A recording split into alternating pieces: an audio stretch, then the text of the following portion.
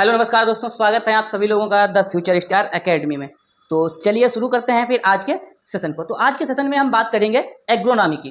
तो पिछले वीडियो में हमने एग्रीकल्चर की बात कर ली थी और आज हम बात करेंगे एग्रोनॉमी की।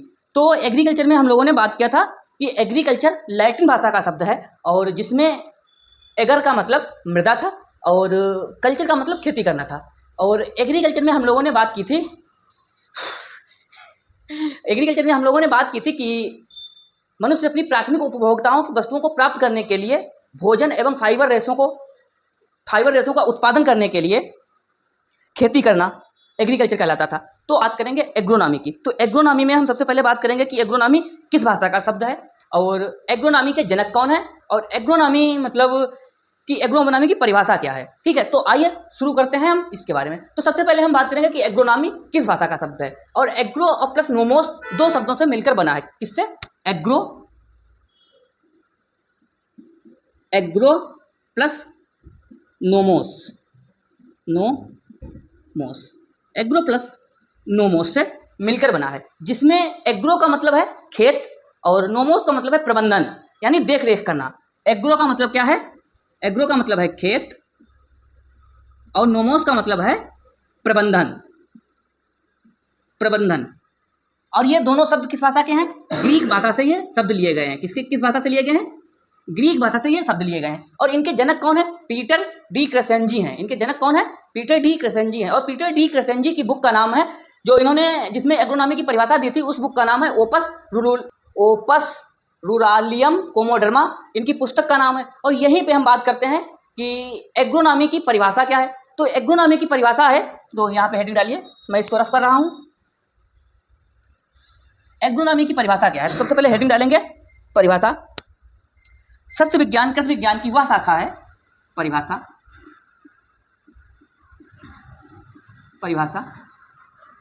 सस्य विज्ञान कृषि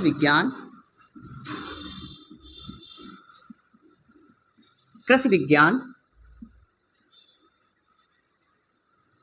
की वह शाखा है जिसमें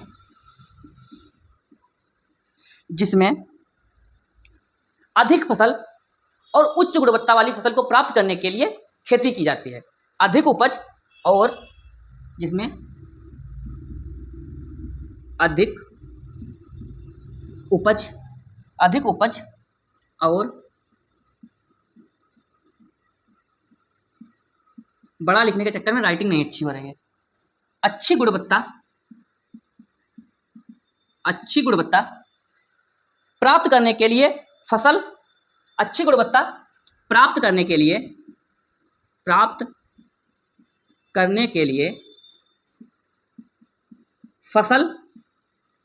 एवं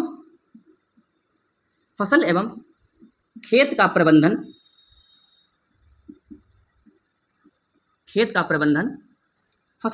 का प्रबंधन करना एग्रोनॉमी यानी सस्य विज्ञान कहा जाता है।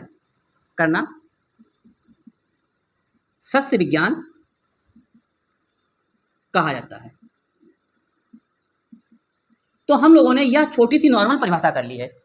तो आज का हम सेशन इस तरीके से शुरू करेंगे कि मतलब आज का कोई भी सेशन करेंगे, पहले जिस बात को हम बताएंगे आप सभी लोगों को, उसको हम सबसे पहले लिख देंगे ताकि आप लोगों को समझने में आसानी हो। तो अब हम आप सभी लोगों को डिस्कस करेंगे कि एग्रोनॉमी की परिभाषा के बारे में क्या बताया गया। एग्रोनॉमी की परिभाषा में बताया सस्य विज्ञान वह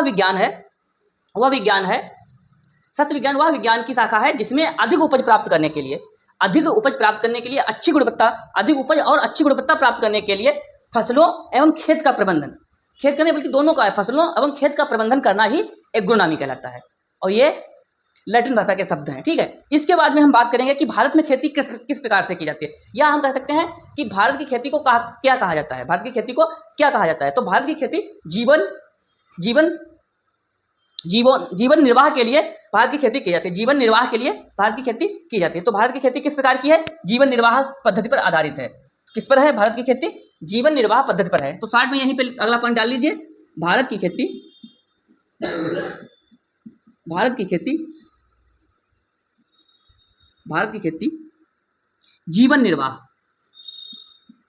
जीवन निर्वाह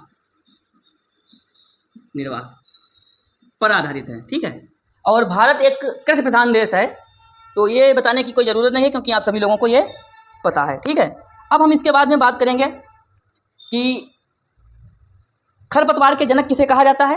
तो खरपतवार के जनक को हम कहते हैं जैंथ्रोटुल, यानी खरपतवार के जनक कौन है, ये शॉर्ट में यहाँ पे एक और लिख लीजिए, खरपतवार के जनक जैंथ्रोटुल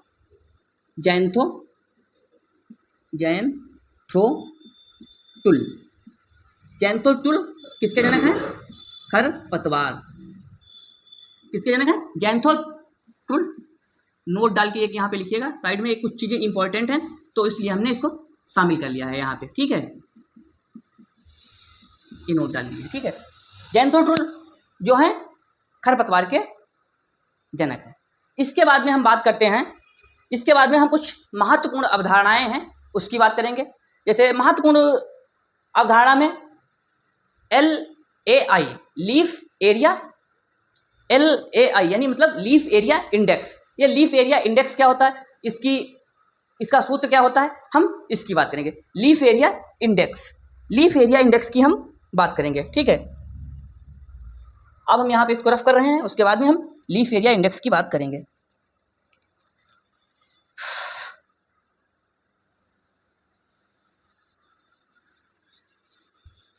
लीफ एरिया इंडेक्स, और लीफ एरिया इंडेक्स के जनक कौन है, वाटसन है। कौन है, वाटसन।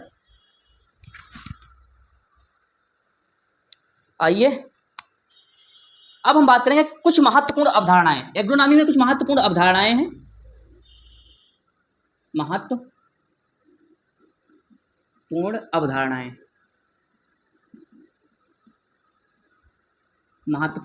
हैं, तो आइए इनकी बात करते हैं। तो महत्वपूर्ण अवधारणाएं में हम सबसे पहले बात करेंगे लीफ एरिया इंडेक्स की। तो लीफ एरिया इंडेक्स में क्या है, इसकी बात करते हैं। इसके जनक कौन है, या हम यह कह सकते हैं कि यह अवधारणा किसने दी थी। तो लीफ एरिया इंडेक्स पत्ती क्षेत्र सूचकांक ब्रैकेट LAI, इसके जनक कौन है भैया, यानी इसकी अवधारणा किसने दी थी, वाटसन ने। किसने दी थी अवधारणा वाटसन ने दी थी। वाटसन ने 1946 ईस्वी में दी थी। कब दिया था, 1946 ईस्वी में वाटसन ने इसकी अवधारणा दी। अब इसकी अवधारणा क्या है लीफ एरिया इंडेक्स की, तो टोटल लीफ एरिया यानी कुल पत्ती सूचकांक, कुल पत्तियों का सूचकांक बटे मीटर स्क्वायर बटे ग्राउंड एरिया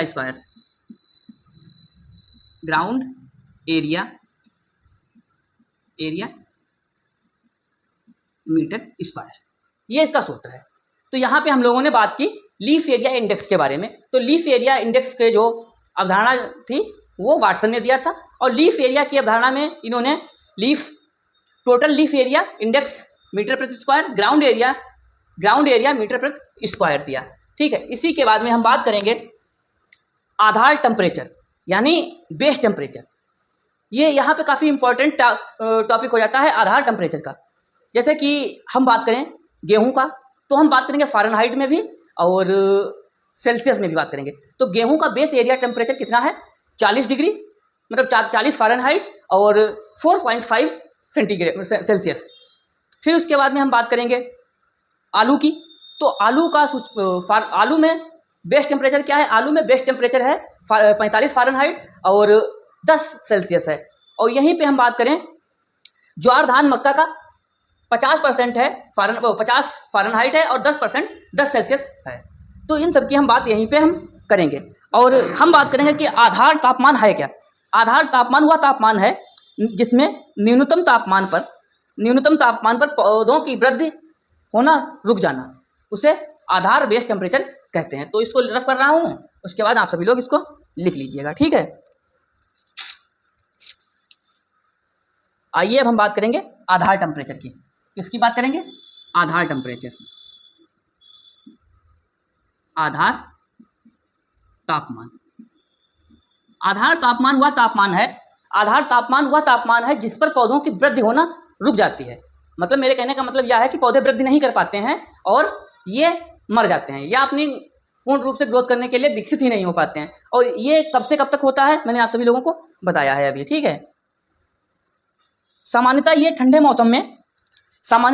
मौसम में लगाई जाने वाली फसलों का 5 सेल्सियस एवं गर्म जलवायु एवं खरीफ एवं गर्म जलवायु में उगाए जाने वाले फसलों का 10 सेल्सियस तक रहता है। इनका तापमान कितना है अगर याद करने के लिए देखा जाए तो 2 तापमान याद रखिए, एक तो 5 सेल्सियस और एक 10 सेल्सियस। 10 सेल्सियस में आ जाएगा गर्मी का मौसम और यहाँ पे आ जाएगा ठंडी का मौसम। बस इतना याद कर लिए तो बस यानी आंसर तुम्हारा आपका सही हो जाएगा, ठीक है।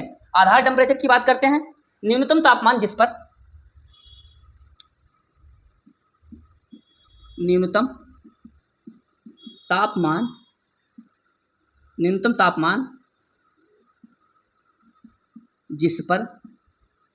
पौधों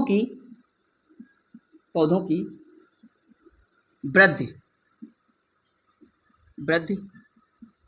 होना रुक जाती है या वृद्धि नहीं होती है, ठीक है। पौधों की वृद्धि नहीं होती है, ठीक है। अब हम कुछ यहीं पे थोड़ा बताएंगे आप सभी लोगों को बेस टेम्परेचर के बारे में। यहाँ से क्वेश्चन मैंने देखा है कि बनते हैं। बेस टेम्परेचर पूछ लेगा कि आलू का बेस टेम्परेचर क्या है, तो आलू में 40 फ़ारेनहाइट है और 4.5 डिग्री सेल्सियस इसका बेस टेम्परेचर है, ठीक है। फिर उसके बाद में बात करेगा ये माखो ना गेहूँ का। आलू का तो 45 फ़ारेनहाइट बेस टेम्परेचर है और 10 सेल्सियस है। तो हम इसको पहले लिख देते हैं, उसके बाद में आप सभी लोगों को सही से डिफाइन करेंगे। ये चीज़ें तो कन्फर्म है, लेकिन वही बात है, मैं आप सभी लोगों को बताना चाहूँगा कि मेरा पिछले बैकग्राउंड देखा जाए 4-5 सालों का, तो मैं इस एग्रीकल्चर फील्ड से थोड़ा दूर था। मेरा बैकग्राउंड जरूर एग्रीकल्चर है, लेकिन मेरा एग्रीकल्चर से नाता दूर दूर तक नहीं था। मैं GK GS polity, history, geography, environment, economy, social science, disaster management, तमाम प्रकार के ऐसे सब्जेक्ट हैं, इंटरनेशनल सिक्योरिटी, इंटरनेशनल रिलेशन, तमाम प्रकार के जो GK GS से संबंधित थे। और उनका तो थोड़ा बहुत नॉलेज रखता हूँ, मैं ज़्यादा नहीं कह सकता हूँ कि मैं बहुत ज़्यादा उनका नॉलेज रखता हूँ, लेकिन हाँ थोड़ा बहुत नॉलेज रखता हूँ। लेकिन एग्रीकल्चर जो है मेरे लिए बिल्कुल नया सब्जेक्ट है, इसलिए मुझे टफ लग रहा है। लेकिन हमने वादा किया था कि आप सभी लोगों को ये चीज़ें बताएंगे। कंटेंट हम गलत नहीं बताएंगे, कंटेंट पूरा सही होगा। हाँ, प्रेजेंटेशन थोड़ी इधर उधर हो सकती है और धीरे धीरे हम कोशिश करेंगे कि प्रेजेंटेशन को भी इम्प्रूव किया जाए। बात यहाँ पे नॉलेज की नहीं है, प्रेजेंटेशन की है। नॉलेज तो सबको है, लेकिन कैमरे के सामने आकर नॉलेज और प्रेजेंटेशन को बरकरार रखना एक बड़ी बात हो जाती है। तो थोड़ा प्रेजेंटेशन में हमें कन्फ्यूजन हो रहा है, दिक्कत आ रही है, लेकिन धीरे धीरे हम इसको भी सुधार लेंगे, ठीक है। तो GK GS से एग्रीकल्चर पे आए हैं, थोड़ा इतना तो आप सभी लोगों को मैनेज करना हो सकता है। लेकिन क्वालिटी कंटेंट में हम किसी प्रकार की कम नहीं रखेंगे और लगभग मैं सोच रहा हूँ एग्रोनॉमी को 10 से 15 दिन में ख़त्म कर देंगे। 10 से 15 दिन में एग्रोनॉमी खत्म कर देंगे और ऐसा नहीं है कि कुछ चीज़ छूटेगी भी नहीं, ठीक है। तो चलिए वीडियो को ज़्यादा बड़ा ना करें और इसी साथ आगे हम इसके बेस टेम्परेचर की बात करते हैं, ठीक है। तो इसको हम रफ करेंगे, कुछ महत्वपूर्ण पॉइंट हैं उसको देखते हैं बेस टेम्परेचर से। तो आइए फिर इसके हम बेस टेम्परेचर की बात करते हैं। तो सबसे पहले हम बात करेंगे गेहूँ, जौ, जई के बारे में। इसका बेस टेम्परेचर क्या होता है, तो छोटी सी आप सभी लोग टेबल बना लीजिए। यहीं पे गेहूँ, यहाँ पे आप लिखिए फसल, यहाँ पे फ़ारेनहाइट और यहाँ पे सेल्सियस, ठीक है। तो फसल में हम किसकी बात करेंगे, फसल में हम बात करेंगे गेहूँ, जौ, जई। ये 40 डिग्री फ़ारेनहाइट और 4.5 सेल्सियस होता है इसका बेस टेम्परेचर। फिर उसके बाद में हम बात करेंगे आलू की हम बात करेंगे। तो आलू का टेम्परेचर जो होता है फ़ारेनहाइट में 45% और सेल्सियस में 10 सेल्सियस। फिर उसके बाद में हम बात करेंगे धान, मक्का, ज्वार, तीसरा है। धान, मक्का, ज्वार। धान, मक्का, ज्वार, इसका है 50 फ़ारेनहाइट और 7.2 पर सेल्सियस इसका बेस टेम्परेचर है। ठीक है, तो ये कुछ महत्वपूर्ण चीज़ें थी, इसके बारे में हम लोगों ने बात कर ली। ये आप सभी लोग टेबल बना सकते हो, ये इंपॉर्टेंट टेबल है, क्वेश्चन आप सभी लोगों को दिख सकता है। आप चाहें किसी कंपटीशन एग्जाम की तैयारी कर रहे हो, या आप हाई स्कूल इंटर की तैयारी कर रहे हो, मतलब तैयारी का प्रिपरेशन कर रहे हो, तो ये सारी चीज़ें आप सभी लोगों को उसमें यूजफुल होंगी। ठीक है, और हाई स्कूल और इंटर वाले बच्चों के लिए तो काफ़ी यूजफुल होंगी, हाई स्कूल इंटर वालों के लिए काफ़ी यूजफुल होंगी। फिर इसके बाद में हम बात करेंगे कि फसल सघनता क्या होती है। फसल सघनता के बारे में बात करेंगे, इसको पहले आप सभी लोग लिख लीजिए।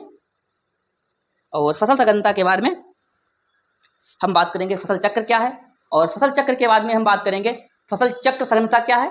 फिर उसके बाद में हम कटाई सूचकांक की बात करेंगे, यानी हार्वेस्टिंग इंडेक्स की बात करेंगे। ठीक है भाई, तो इसको आप सभी लोगों ने लिख लिया होगा, और धीरे धीरे मैं चीज़ों को बहुत अच्छा बेहतर करने की कोशिश करूँगा। और आने वाले लगभग 8 से 10 दिन में जो हमारी यूपी SSSC PET की टीम है, जिसका हमारे हमजा अली मजारी ने नाम दिया है हमजा अली मजारी जी ने नाम दिया है धुरंधर, तो उसी के नाम पे हमने इस टीम का नाम धुरंधर रख दिया है।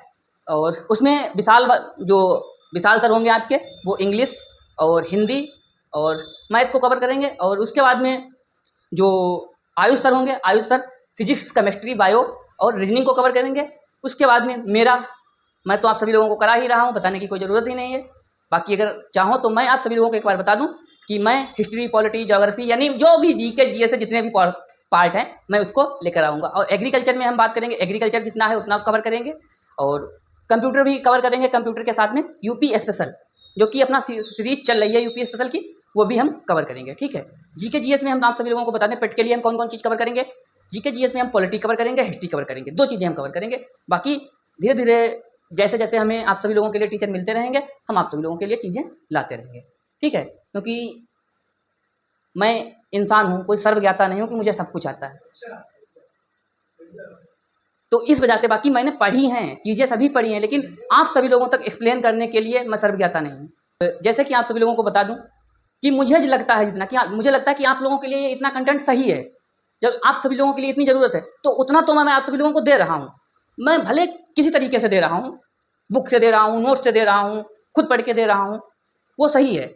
आप लोगों को PhD नहीं करनी है, बस PhD नहीं करनी है, मतलब आप सभी लोगों को एग्जाम में एक क्वेश्चन सही करना है, बस एग्जाम निकालना है आप सभी लोगों को। और एग्जाम कैसे निकलेगा, कैसे नहीं निकलेगा, वो हम सभी लोग टीचर मिलकर आप सभी लोगों के लिए पूरा प्लान तैयार करेंगे।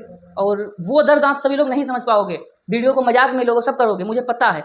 जिस दिन एग्जाम नहीं निकलेगा, जैसे मेरा नहीं, मैं दूसरे को क्या बताया, मेरा भी नहीं निकल रहा है मेरा ही निकल नहीं रहा है भाई। जो अभी विगत परीक्षा पीछे हुई है, मुझे उम्मीद नहीं थी कि इतना सरल पेपर आएगा, मुझे उम्मीद बिल्कुल नहीं थी कि इतना सरल पेपर आएगा, कि जितना सरल पेपर आया था। सही से बता दें कि अगर 10 दिन उसको सही से पढ़ लेते तो 100 में 80 तो हमारे सही होते। और पेपर का हाई लेवल से तैयारी की हम लोगों ने, और पेपर आ गया बिल्कुल लो लेवल, नतीजा 50% भी नहीं आ पाएगा। बाकी 100 में 100 लोगों ने अटेम्प्ट किए हैं। जब हमने 100 में 60 अटेम्प्ट किए, 70 अटेम्प्ट किए थे, तो कितना सही कर लोगे भैया।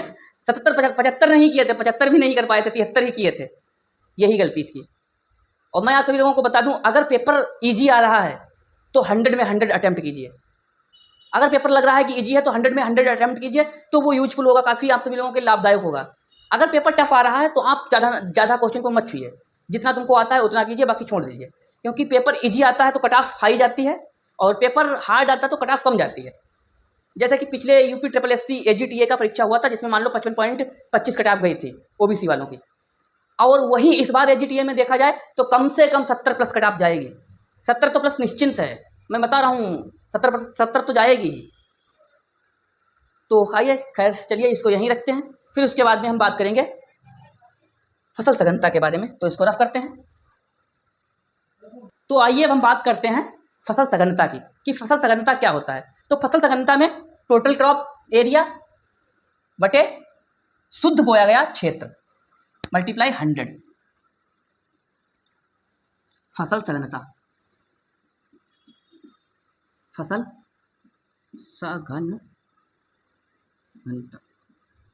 फसल सघनता में क्या है, तो इसका सूत्र ही इंपॉर्टेंट है। और सूत्र देखा जाए तो IARI PhD की परीक्षा में सन 2018 में ये पूछा भी गया था। ठीक है, फसल सघनता इंडेक्स।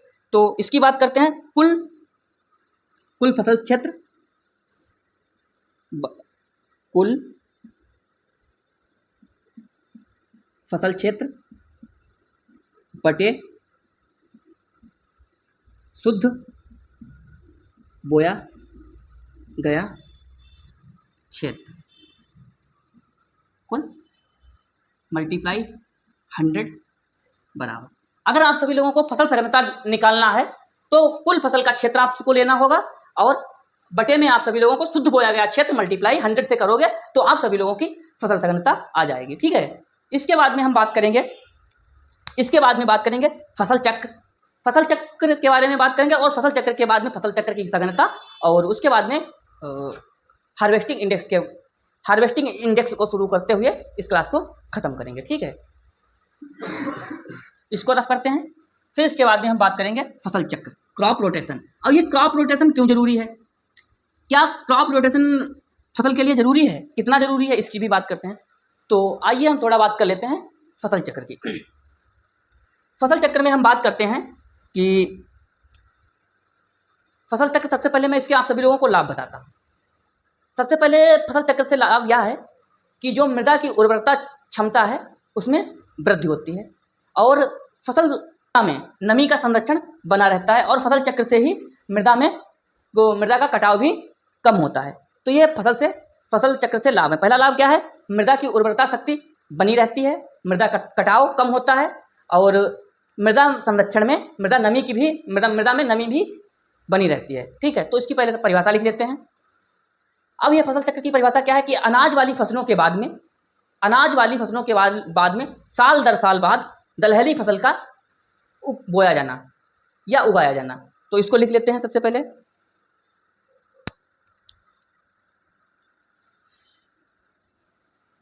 फसल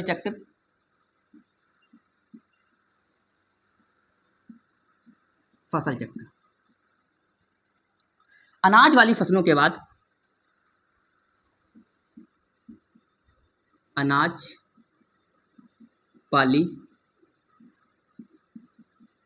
फसलों के बाद साल दर साल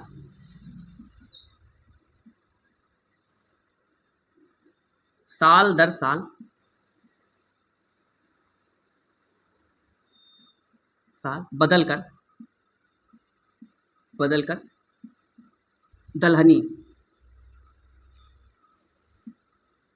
दलहनी फसल होना फसल चक्र कहलाता है।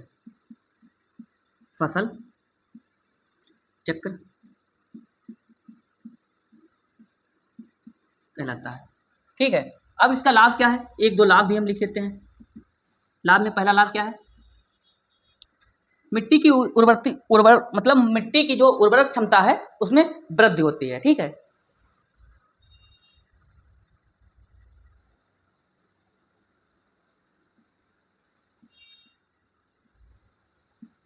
मिट्टी की उर्वरता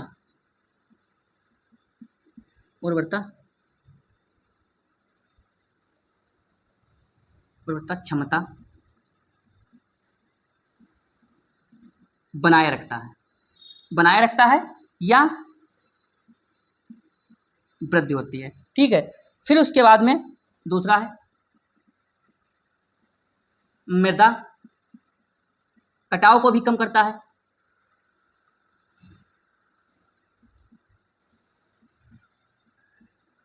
मृदा कटाव को भी कम करता है। तीसरा हम बात करेंगे नमी संरक्षण की बात करेंगे कि नमी संरक्षण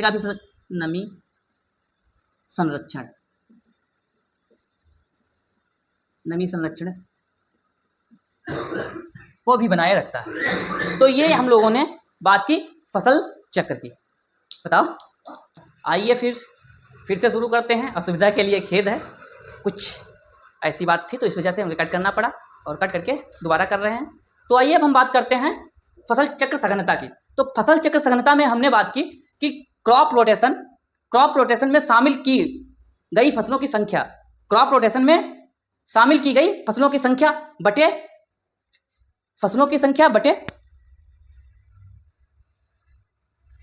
क्रॉप रोटेशन में फसल चक्र में शामिल की गई संख्या फसलों की।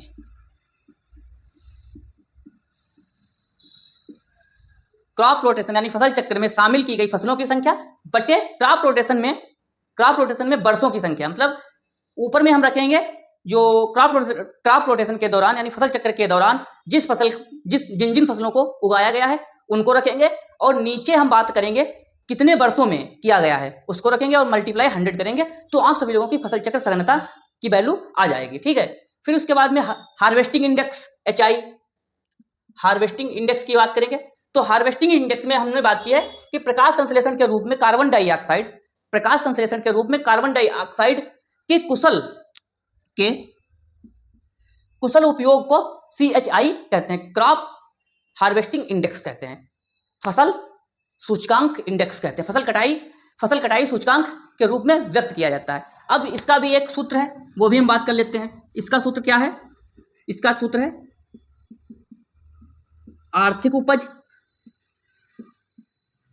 आर्थिक उपज बटे जैविक उपज मल्टीप्लाई 100। ये इस बार पेपर में आया था। इस बार जो AGTA का पेपर हुआ था 25 वाला, वो माफ करना 26 वाले में ये आया था, आर्थिक उपज बटे जैविक उपज। अब ये हम बात करेंगे कि आर्थिक उपज में क्या आता है। अब हम बात करेंगे कि आर्थिक उपज में क्या आता है। तो आर्थिक उपज में देखा जाए तो अनाज आता है। क्या आता है? अनाज आता है। और जैविक उपज में अनाज प्लस भूसा दोनों आता है। ठीक है। अब हम बात करेंगे कि कटाई सूचकांक किसने दिया था। तो वहां पे मैंने शुरुआत में वीडियो में आप सभी लोगों को बताया था डोनाल्ड ट्रंप। तो वहां पे नहीं, ये यहाँ पे था। मैंने आप सभी लोगों को वहां पे बता दिया था, यहाँ पे था। तो इसकी अवधारणा किसने दी थी? डोनाल्ड ने दी थी। डोनाल्ड ने अवधारणा दी थी। क्या दी थी? अवधारणा। डोनाल्ड ने अवधारणा दी थी। ठीक है, इसको भी आप सभी लोग लिख लीजिए। अब हम बात करते हैं कुछ फैक्ट्स की, उनकी बात कर लेते हैं, कुछ छोटे मोटे फैक्ट। इसको हम रफ करते हैं क्योंकि कटाई सूचकांक से फैक्ट हैं उनको बात करेंगे, तो उसको इधर वाला रफ कर दिया है, उसके बाद में वहीं पे हम रखेंगे।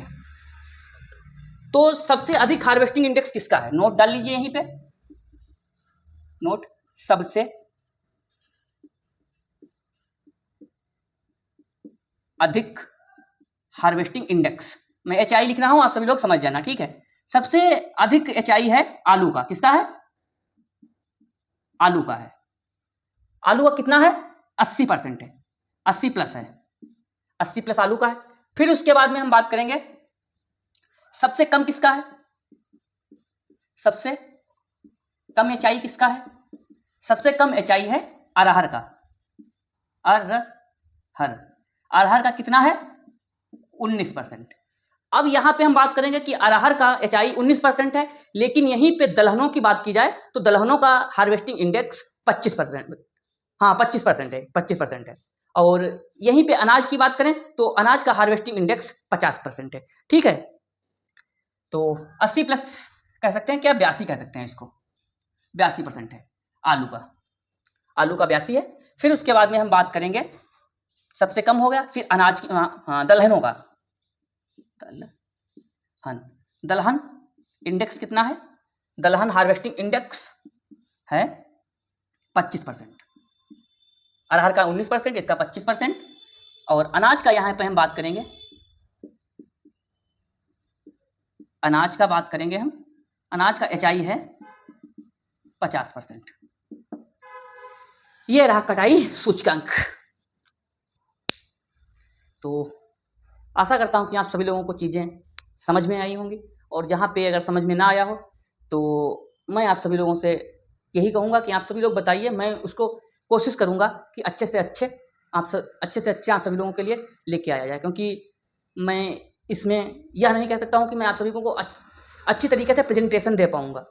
हाँ, आने वाले समय में ज़रूर अच्छी तरीके से प्रेजेंटेशन दूंगा, लेकिन अभी शुरुआती दौर में प्रेजेंटेशन नहीं दे अच्छी तरीके से हो पा रही है। मुझे भी पता चल रहा है और आप लोगों को भी पता चल रहा होगा। और वहीं मैं बात करूँ जीके जीएस की, तो मैं यह भी कहने से पीछे नहीं हटूंगा कि मुझसे अच्छा कोई प्रेजेंटेशन दे पाएगा। मैं क्यों अपने आप को कम समझूँ किसी से। ठीक है, बस इन्हीं बातों के साथ में आज के सेशन को रखते हैं, और जल्द से ही जल्द आप सभी लोगों के बीच में हमारी जो नई टीम है वो भी जल्दी से जल्दी क्लास आप सभी लोगों के लिए लेकर आएगी।